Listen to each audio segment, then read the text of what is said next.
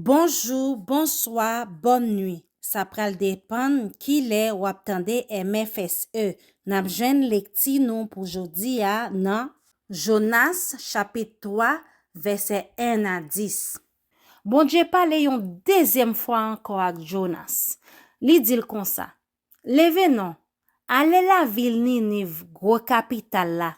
Fè yo konnen message mwen te ba ou pour yo a. Comme ça, Jonas leve li ale la ville Ninive Jean seye a te dil la. Ninive te yon gros la ville qui mande 3 jours pour marcher, soti nan yon bout ale nan l'autre bout la.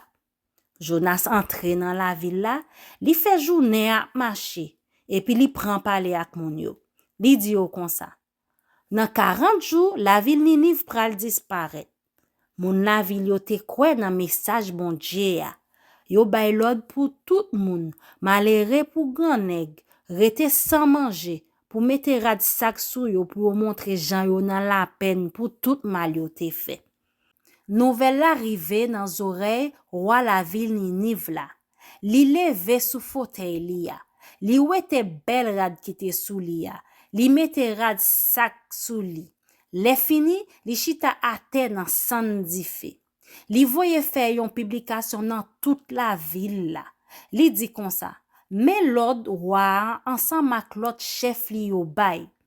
Personne pa pou manger anyen. Ni moun, ni bœuf, ni mouton. Tout pour rete sans manger, sans boire. Tout moun va gen rad sac sou yo. Tout bête va dans la peine.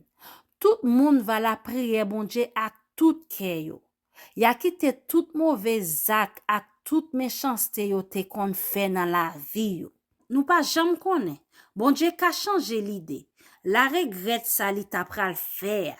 Li pa fâché sou nou encore. Kon sa, nou pa mouri. Bon Dieu ouais sa yo tap faire. Li ouais yo te sorti pour yo changer la vie yo vre. C'est kon sa li changer l'idée. Li pa pini yo encore jan li te di li ta pral pini yo.